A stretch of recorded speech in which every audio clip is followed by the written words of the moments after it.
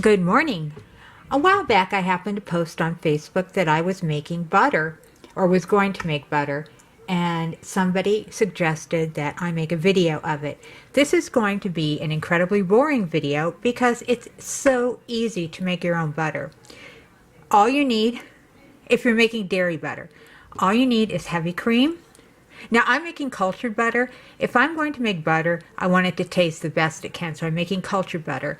So I also have buttermilk, homemade buttermilk, by the way, a jar to let it culture in, and measuring spoons. You'll also need a lid for the jar or you'll make a mess. Now, you may not be familiar with cultured buttermilk. It's not available everywhere. In fact, I can't find it in my local stores, but it is so easy to make. All it means is that you take your heavy cream and you add something that has cultures in it. You can use yogurt. If you're a cheese maker and have metaphilic cultures on hand, you can use that. You can use yogurt. If you use yogurt or buttermilk, make sure it says on the package contains live cultures. Those live cultures are what gives your cultured butter its cultured taste. You can use raw cream too if you're lucky enough to find it. I keep looking. And if you do use raw milk, you don't need to add additional cultures. Incidentally, this will taste, you might see this listed as European style butter.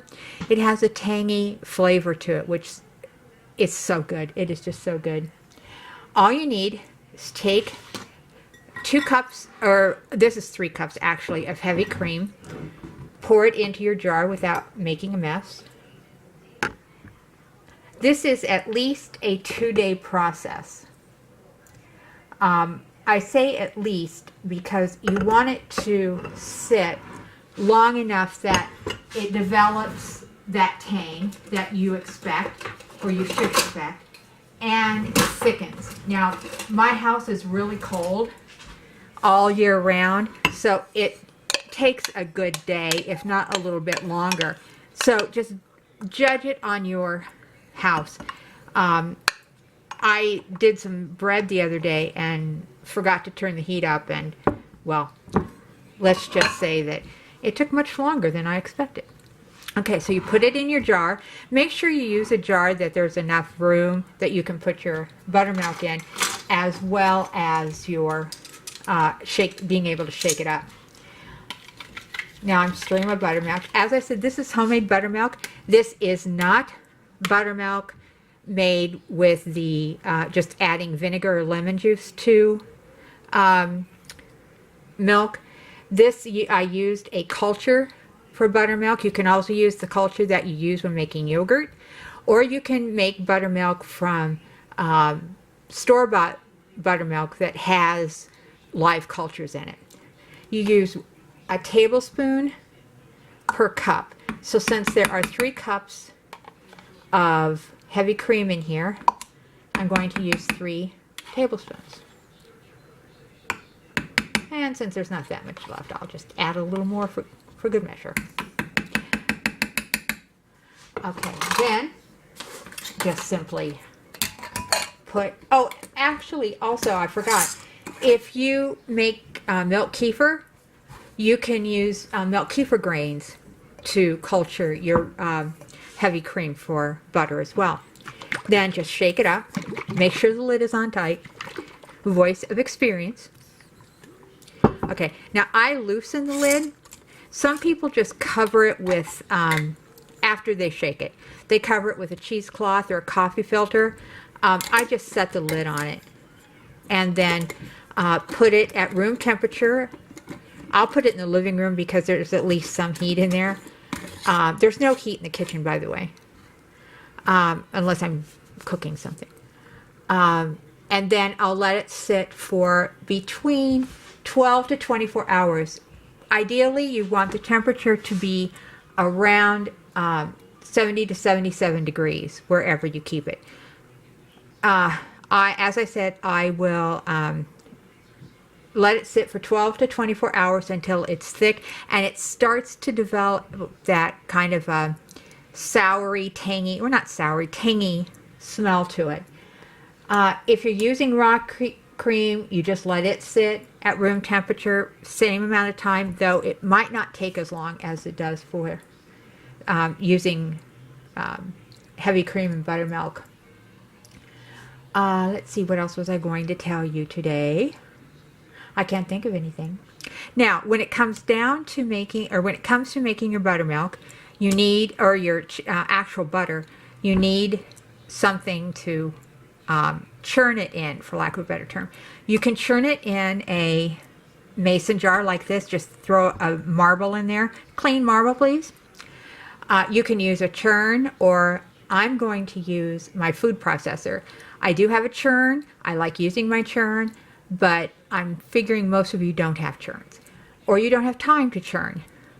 So you will use a food processor or a blender. A word about blenders. I have two. I have a Ninja, which I absolutely detest, so I use it rarely, and I have a Vitamix that I love. I do not, however, use my Vitamix for making butter. It's going to be in your blender for, oh, it varies, but for a while. And as many of you know, one of the selling points of Vitamix is that it does get warm, so you can actually heat soup in there. You know, you can put your veggies in there, cooked veggies in there, stock, whatever, and then blend it, and it will get hot. You don't want your butter to get hot when you're making it, at least not as hot as the Vitamix. So I do not use the Vitamix for making butter. You may have better experiences than I do, but I've found the food processor is a much better way to go. So that's it for today, and I will bring you back tomorrow when it's butter making time. Bye. Good morning. It's been about 24 hours since we started this cultured butter project, and we're ready to actually now make the butter. First, let me apologize for the quality of this video.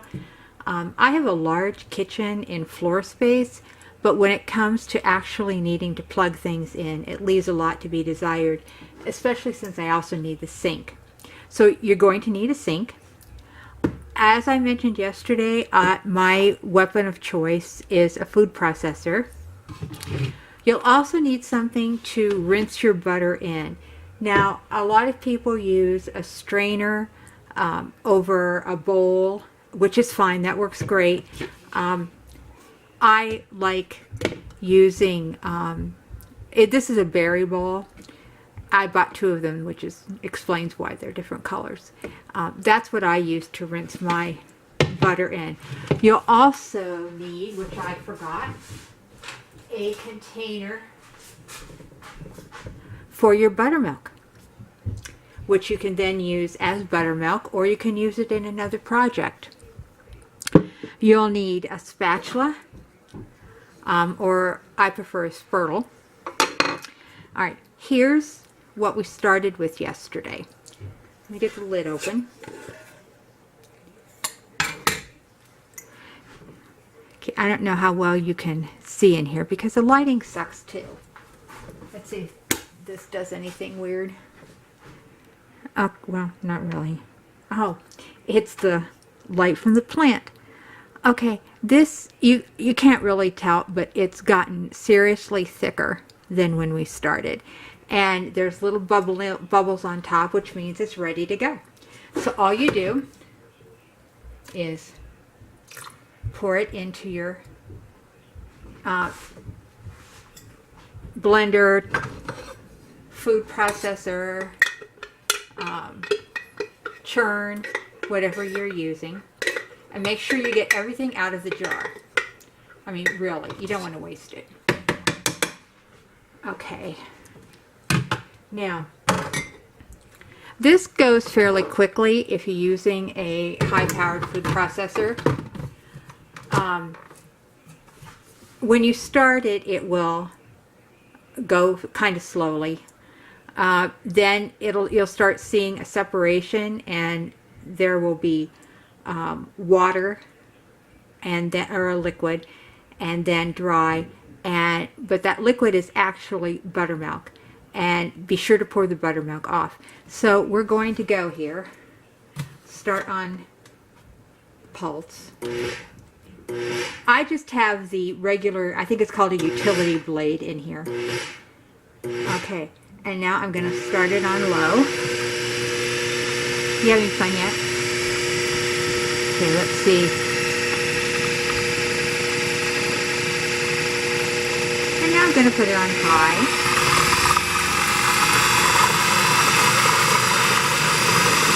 And depending on how full you have your container, you may want to put your hand over the top of it. Okay, let's stop it for a minute and take a look.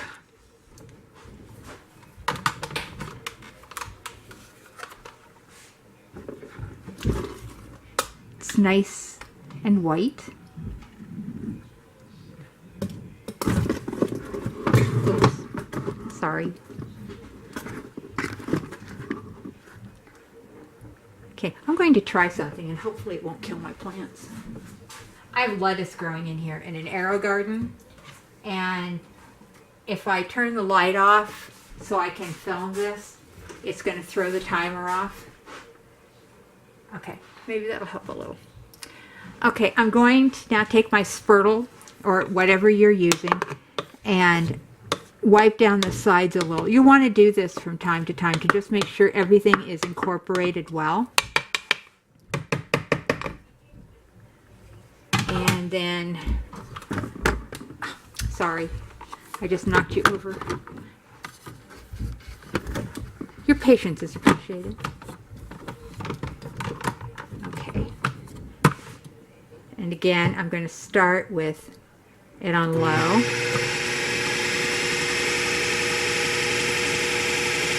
And then we'll go high.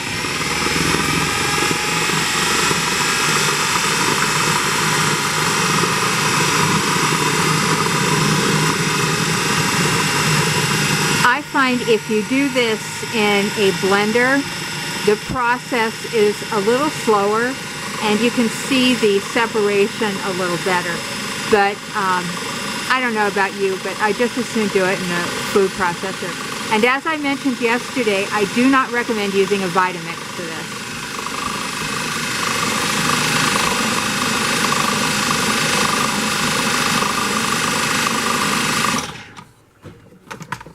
Take another look.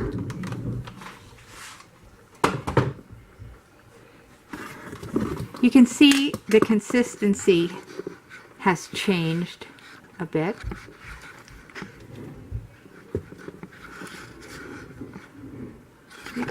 Okay. And let me again. We're starting to get starting to get some milk, which is a good thing. Here you can see that it's beginning to clump together, which is a good thing. Clumping in this case is good. Okay. Move back a bit so hopefully I won't jar the camera too much. In my next life I will have a better setup, but don't hold your breath.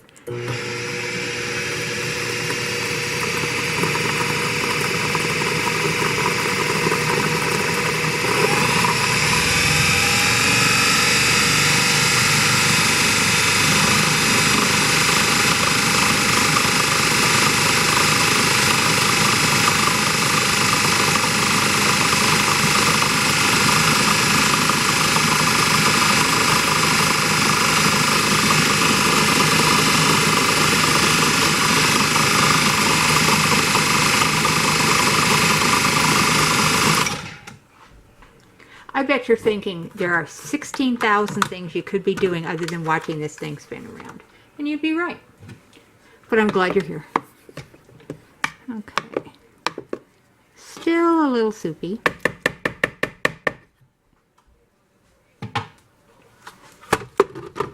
In case you've forgotten why I don't recommend a Vitamix, since I do love my Vitamix, it's because it naturally heats and you don't want it to heat your butter as you're trying to turn your cream and culture while you're trying to turn it into butter. Kind of defeats the purpose.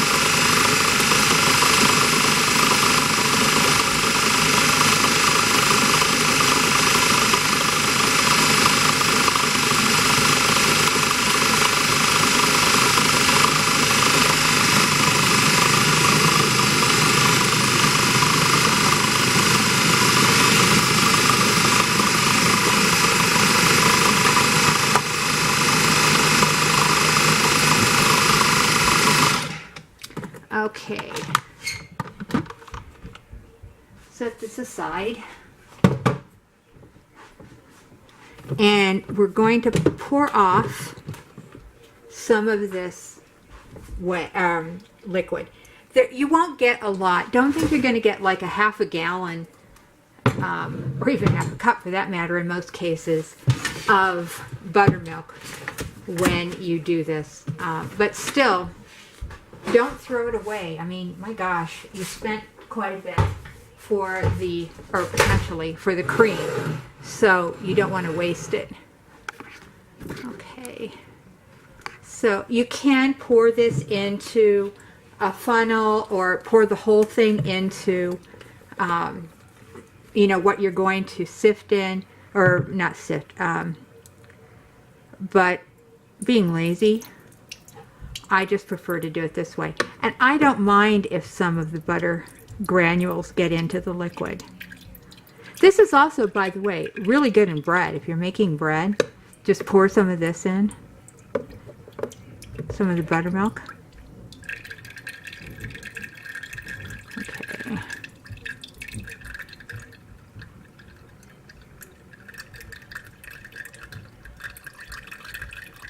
Whoops. See, it's getting even more solid. You'll know it's ready when it forms a ball, just like if you're making a pasta dough or something like that. Okay, that's, well, there's some. Try to get most of it out, but if there's still some in there, don't worry, you can get it later.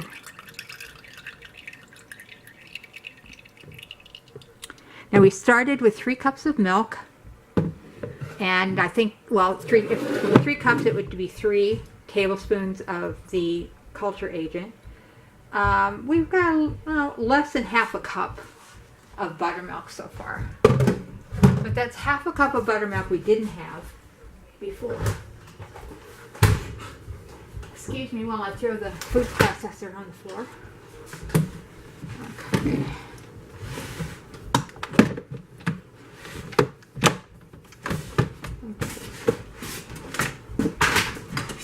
Alrighty. Now we're going to run it again.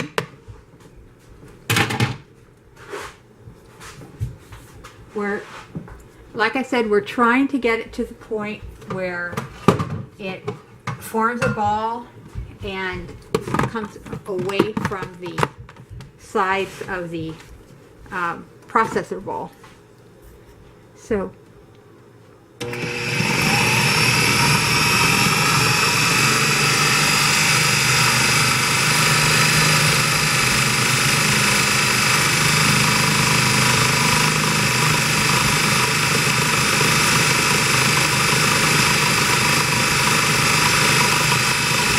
going to pause this, and then we'll pick it up when we're ready for the next step. And we're back. We're ready for the next step. I kind of misspoke. I didn't really mean that it would come away like pasta dough. Yes, I lied.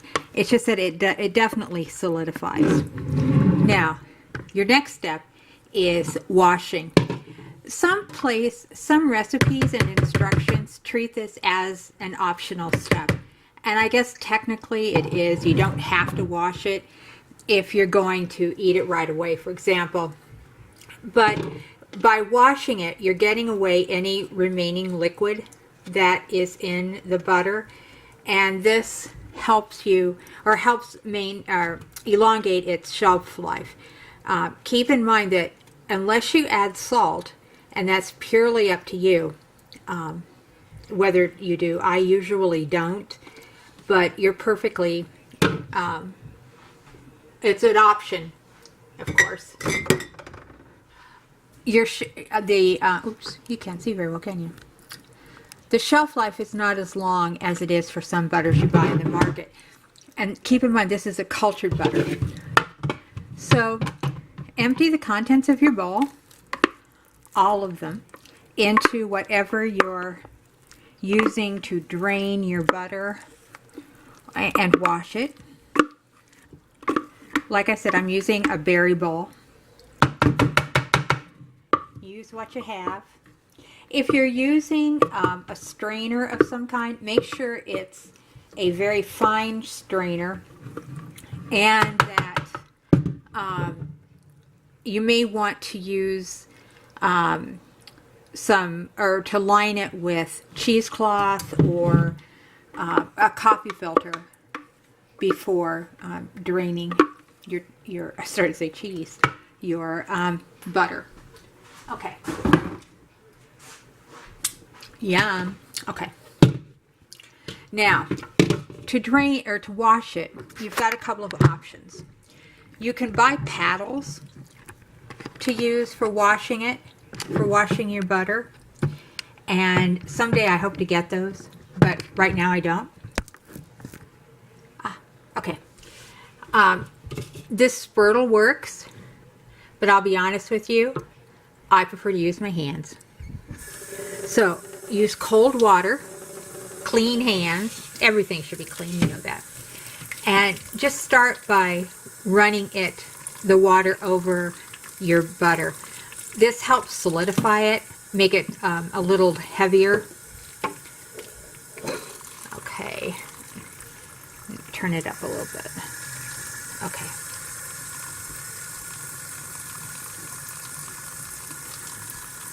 There we go.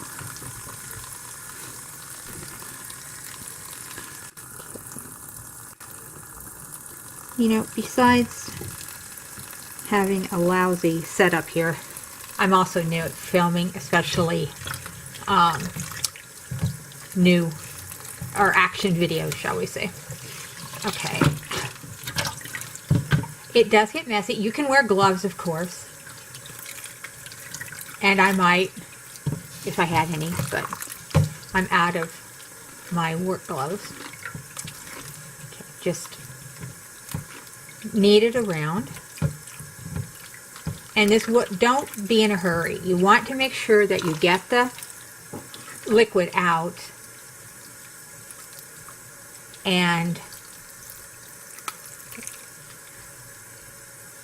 kind of hard to see, but it's already starting to firm up a bit. If any butter falls into your bowl below, you can save it. Now, the liquid that comes off at this stage is not viable as buttermilk. So, you know, just toss it. I don't know, maybe you could feed it to your plants. I know that whey, for instance, when you make cheese or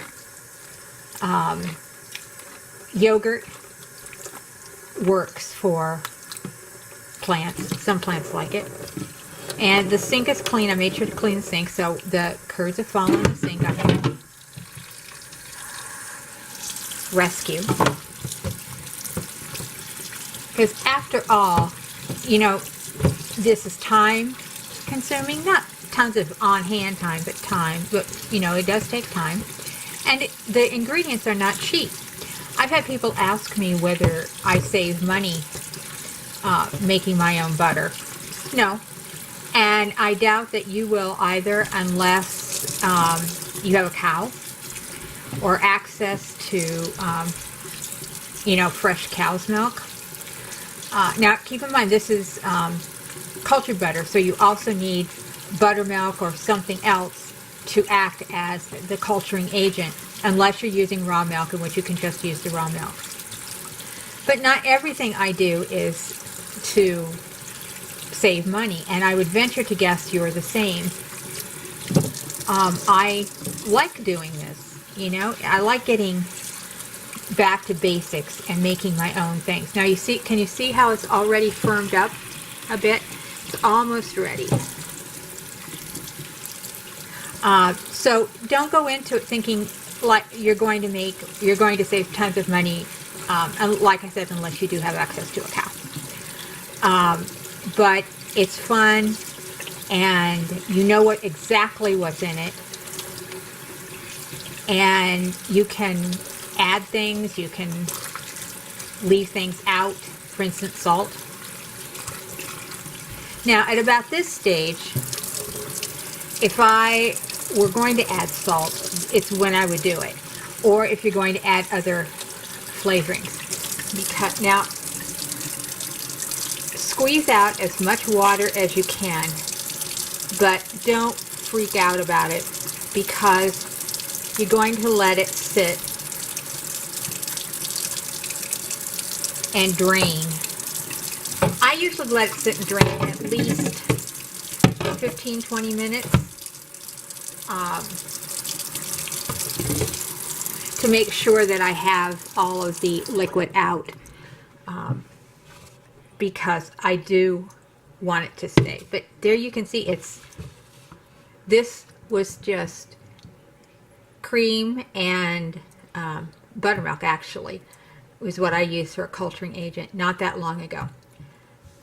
As for taste, it will have a tangy taste, not as tangy as yogurt in most cases.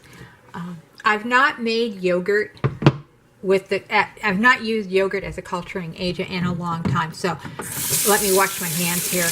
I'm not sure. I don't remember the taste very well.